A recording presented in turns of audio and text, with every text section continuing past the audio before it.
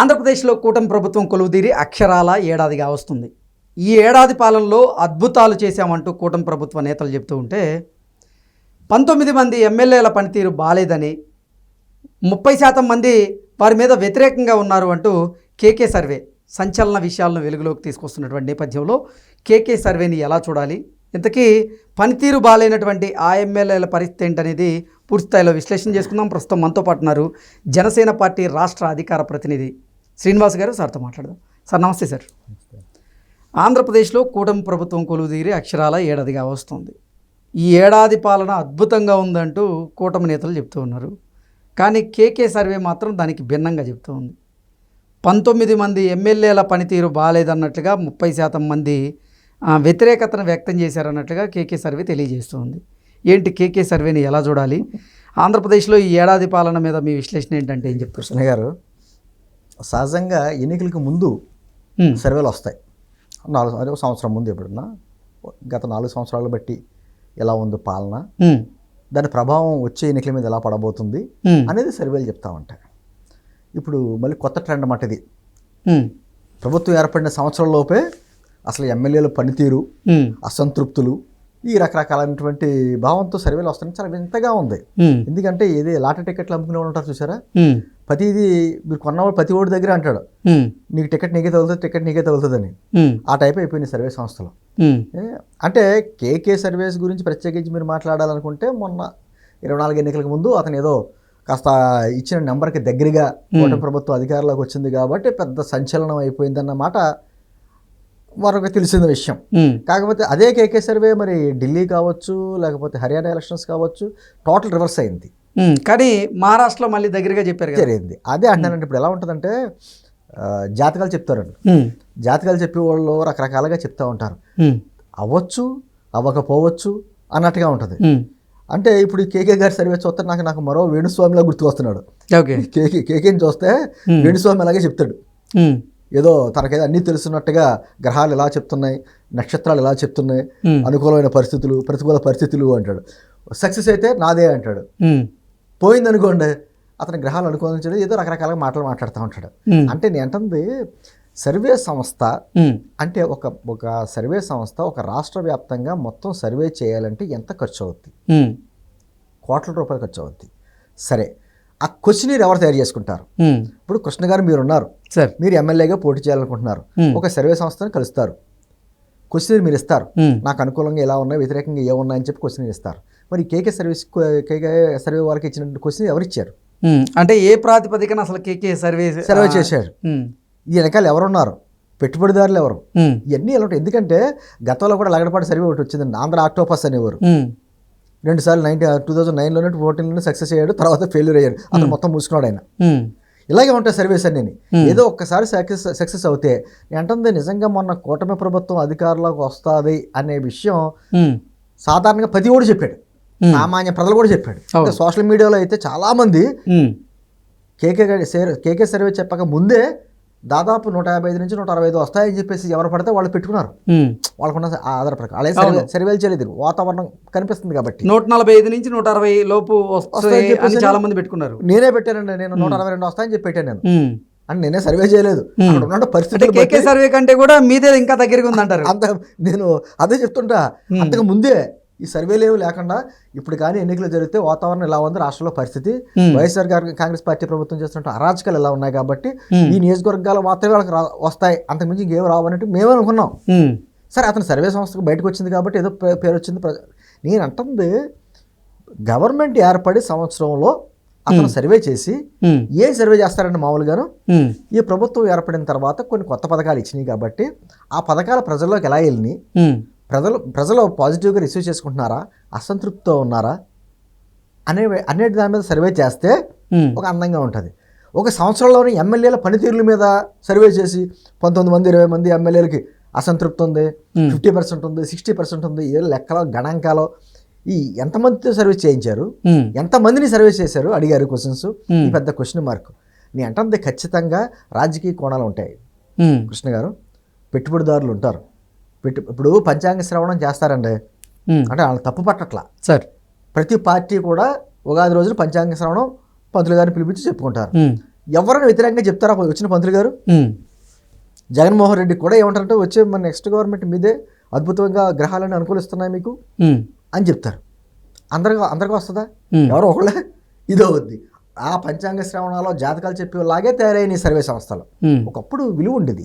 Okay sir, కేకే సర్వేలో ప్రధానంగా మనం మాట్లాడుకుంటే 19 మంది ఎమ్మెల్యేల పనితీరు బాగాలేదు, 30% మంది వారి మీద వ్యతిరేకతతో ఉన్నారు అంటూ కేకే సర్వే తెలియజేస్తున్న నేపథ్యంలో ఈ 19 మందిలో జనసేన పార్టీకి చెందిన వాళ్ళు ఎక్కువగా ఉన్నారని, అసలు పిఠాపురంలోనే పవన్ కళ్యాణ్ గారి మీద వ్యతిరేకత ఉందన్నట్లుగా పోర్ట్రేట్ అవుతూ ఉంది. దీని మీద ఏమంటారు సార్? దయచేసి కేకే గారిని పిఠాపురం వెళ్ళొద్దని చెప్పండి. పిఠాపురం వెళ్ళి పవన్ కళ్యాణ్ గారికి వ్యతిరేకంగా ఉంది, ఇక్కడ అసంతృప్తంగా ఉందని చెప్తే మరి ఆ ప్రజలు చాలా రియాక్ట్ అవుతారు. ఎందుకంటే ఎక్కడా లేని విధంగా 19 మంది ఎమ్మెల్యేల పనితీరు బాగాలేదన్నట్లుగా కేకే సర్వే చెప్తూ ఉంటే, కొంతమంది సోషల్ మీడియా వేదికగా చూసుకుంటే అందులో పవన్ కళ్యాణ్ గారు ఉన్నారని, పిఠాపురం అసెంబ్లీ నియోజకవర్గం కృష్ణ గారు దాన్ని బట్టి మీకు అన్నం మెతుకు పట్టుకుంటే అర్థమైపోతుంది చూసారా? అలాగా ఆ సర్వే వెనకాల ఎవరున్నారో మీకు క్లియర్గా అర్థమవుద్ది. పవన్ కళ్యాణ్ గారి నియోజకవర్గంలో ఆయన బాగోలేదు, మంగళగిరిలో లోకేష్ గారు బాగోలేదు, ఉప్పలో ఇది బాగోలేదు అంటే అసలు దీని వెనకాల ప్రోత్సాహం ఎవరు ఉంది? ఇన్ని రకాలుగా అంటే నేను అంటుంది, నేను ఎవరి మీద నిందలే ఇట్లా నిజంగా సంవత్సరం అయిన తర్వాత పథకాల గురించి మాట్లాడతారు తప్ప ఎమ్మెల్యేల పనితీరు గురించి ఎవరు మాట్లాడరు. ఎమ్మెల్యేల పనితీరు ఎప్పుడు మాట్లాడతారో సంవత్సరం ముందు మాట్లాడతారు. గత 4 ఏళ్ళు అధికారాన్ని అడ్డం పెట్టుకుని ఈ విధంగా చేశాడు, ఆ విధంగా చేశాడు కాబట్టి ప్రజల వ్యతిరేకత ఉంది, ఎన్నికలు వస్తాయి, ఈ ఎమ్మెల్యేని మార్చమని కోరుకుంటున్నారు ప్రజలు అని చెప్పేది ఎప్పుడు సంవత్సరం ఎన్నికలకు ముందు. ఎన్నికలు అయిన సంవత్సరానికి గురించి కాదు నేను అంటుంది. అదే దీని వెనకాల ఏమవుతుందంటే ఖచ్చితంగా ఒక రాజకీయ కోణం, ఆర్థిక కోణాలు, రకరకాల కోణాలు ఉంటాయి. ఎందుకంటే ఈ సర్వే సంస్థలు చేసే వ్యక్తులకు కూడా వాళ్ళ ఆర్థిక పరిస్థితులు ఒకసారి చూడండి. సర్వే చేసే ముందు చేసిన తర్వాత అన్నట్టుగా అసలు గతంలో ఎక్కడ ఉండేవారు కనపడేవారు కాదు. తర్వాత వాళ్ళ తిరిగే కార్లు, వాళ్ళ విధానాలు అన్ని మారిపోతున్నారు, జీవిత శైలి మారిపోతుంది. అంటే ఏమి లేదండి, మీరు సర్వే చేయించుకుంటే మీకు అనుకూలంగా వస్తుంది, నేను సర్వే చేయించుకుంటే నాకు అనుకూలంగా వస్తుంది తప్ప వాళ్ళ సొంత డబ్బులు ఖర్చు పెట్టి నియోజకవర్గానికి ఎంతమంది సెలెక్ట్ చేస్తారండి? యాక్చువల్గా నియోజకవర్గంలో ఓటర్లో 2 నుంచి 2.5 లక్షల ఓటర్లు ఉంటారు సపోజ్ చెప్తున్నా, కాస్త ఇంచుమించు ఎక్కువ తక్కువలో. వీళ్ళు ఎంతమంది నుంచి సర్వే చేస్తారు? ఒక 1000 మందినా, 5000 మందినా, ఎంతమంది సర్వే చేస్తారు? ఆ సర్వే చేసినటువంటి అడిగిన ప్రశ్నలు ఎటువంటి వ్యక్తులను అడిగారు? తర్వాత ఏమో వేసిన ప్రశ్నలు ఏంటి? ఇవన్నీ క్వశ్చన్ మార్క్. ఆసక్తికరమైనటువంటి ప్రశ్న కూడా ఉంది సార్. రానున్న రోజుల్లో కూటమికి నాయకత్వం వహించేది ఎవరైతే బాగుండు అనే ప్రశ్నకు గాను కూటమి నుంచే 7% మంది జూనియర్ ఎన్టీఆర్ అయితే బాగుండని, అలాగే వైఎస్ఆర్సీపీ నుంచి 22% మంది జూనియర్ ఎన్టీఆర్కి సపోర్ట్ చేసినట్లుగా తెలుస్తుంది. ఇప్పుడు మీ లైన్లోకి వచ్చేసారు కృష్ణ గారు. దీని వెనకాల ఎవరున్నారనేది పేర్లు చెప్పట్లా. కూటమిలో ఎవరు నాయకత్వం వహించాలో వైఎస్ఆర్ కాంగ్రెస్ పార్టీ వాళ్ళు మెజార్టీ నెంబర్ చెప్తారా? చెప్పండి, అసలు అర్థం ఉందా? ఇప్పుడు మేము ఉన్నామండి, వైఎస్ఆర్ కాంగ్రెస్ పార్టీ ఎలా బలపడాలి, లేకపోతే వాళ్ళకి ఎవరి నాయకత్వం వహించాలి, ఏ విధంగా ప్రయాణం చేయాలి మేము చెప్తామా? చెప్పామంటే అర్థం ఏంటి? అదేవిధంగా అసలు జూనియర్ ఎన్టీఆర్ రాజకీయాలకు దూరంగా ఉండి అతను సినిమా పనులు అతను చేసుకుంటున్నాడు. అతన్ని తీసుకొచ్చి కూటమికి నాయకత్వం వహించాలి, లేకపోతే సీఎం పదవికి అర్హుడు అని చెప్పిస్తున్నారు అంటే అర్థమవుతుంది కదా. ఈ సర్వే వెనకాల ఏమున్నారో, ఎవరున్నారో, ఏ చేతులు ఉన్నాయన్నది. ఓకే, మొన్న ఈ మధ్యకాలంలో ఏదో ఒక ఫంక్షన్లో మరి కొడాల నాని గారు, కేకే గారు కూడా కలిసారు అన్నట్టుగా కూడా తెలుస్తుంది హైదరాబాద్లో. నేను అంటుంది సహజం, నేను అంటుంది వీటన్నిటిని మీరు గ్రాఫ్ గీసారనుకోండి, ఇలా స్కెచ్ గీసారనుకోండి, ఓ ఫ్రేమ్ వస్తుంది. ఓకే, ఆ ఫ్రేమ్ ఏంటంటే ప్రజలు తెలుసు. సో ఇప్పుడు ఆంధ్రప్రదేశ్ ఓటర్లు కానీ, ఆంధ్రప్రదేశ్ ప్రజలు కానివ్వండి, ఆంధ్రప్రదేశ్లో ఉన్నటువంటి జనసేన పార్టీ కార్యకర్తలు, క్యాడర్ కానీ ఈ సర్వేని అంత పట్టించుకోవాల్సిన అవసరం అయితే లేదంటారు. అసలు సర్వే గురించి ఏర్పడి సర్వేల ప్రకారం ఓట్లు వేయరండి ప్రజలు. సర్వే చెప్పింది కదా అధికారంలోకి వచ్చేస్తుందని చెప్పిందిగా ఆ పార్టీకి, కానీ సర్వే రాదు అని చెప్తేనే ఆ పార్టీకి వ్యతిరేకంగానే ఎక్కడ ప్రజలు వేరు. ప్రజలు ఇప్పుడు మనం ఒక వ్యక్తిగా నేను ఈ రోజున నాకు జరుగుతుంది ఏంటి, నా కుటుంబానికి వచ్చిన లాభం ఏంటి, నా కుటుంబానికి రక్షణ ఏంటి, నా భవిష్యత్తు ఏంటి, నా బిడ్డల భవిష్యత్తు ఏంటి, నా రాష్ట్ర భవిష్యత్తు ఏంటి, ఇది ఆలోచించుకుంటాడు అంతే తప్ప పలానా వ్యక్తి సర్వే చేశారు కాబట్టి ఓహో అనుకూలంగా అటు ఉంది, పలానా వ్యక్తి సర్వే చేయడం కాబట్టి ఇలా వ్యతిరేకంగా ఉందని ఎవరు అనుకోడండి. ఎందుకంటే ప్రజలు ఆల్రెడీ డిసైడ్ చేసేది ప్రజలు, అనుభవించేది ప్రజలు, మంచి అయినా చెడైనా. అతని మనసులో డబ్బులు తీసుకుంటారండి ఎలక్షన్స్లో, కొంతమంది డబ్బులు తీసుకుంటారు ఓటేయడానికి, అందరి దగ్గర తీసుకుంటాడు తీసుకునేవాడు. అవును, కానీ తనకు నచ్చినోడికే ఓటేస్తాడు. అది ఎవరికి వేసాను చెప్పడు కదా, ఎవరు అడిగినా మీకే వేసాం సార్ నేను అంటాడు. ఓ 2 ఓట్లు 3 ఓట్లతో నెగ్గిన వాళ్ళు ఉంటారు. ఎందుకంటే నాకు అనుభవం ఉంది. నేను పంచాయతీ వార్డు మెంబర్గా ఎన్నికైన కానించి వచ్చినాను. నేను సార్ మొదట్లో 3 ఓట్ల తేడాతో నెగ్గాను. నేను 3 ఓట్లే. కనుమూరి బాబురాజు గారు అప్పుడు మాకు ఎమ్మెల్యే. అది చెప్తున్నాను. దానికి ఏమన్నారు, ఎవరు కనపడినా ఆ 3 ఓట్లతో నువ్వు నెగ్గా, నేనే వేసాను ఆ ఓట్లు అనేవాడు. ప్రతి ఓట్లు ఊహనాలు తప్పదు, రాజకీయాలు అలాగ ఉంటాయి.